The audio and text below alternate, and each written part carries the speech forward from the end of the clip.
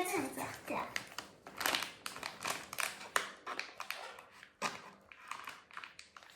Bilmiyorum.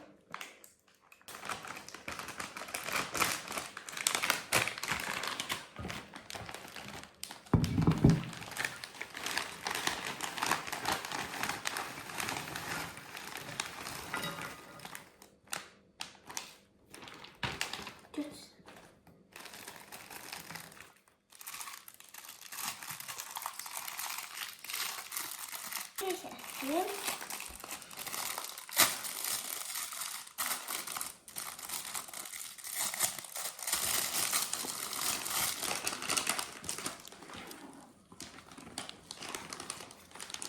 Film çıktı. Çok beğendim, geçirdim.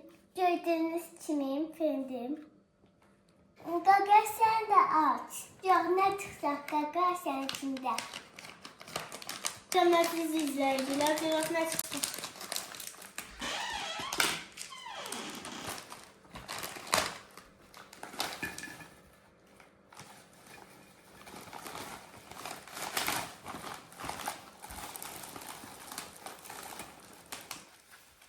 Oha bu bakın görün maşın çıktı.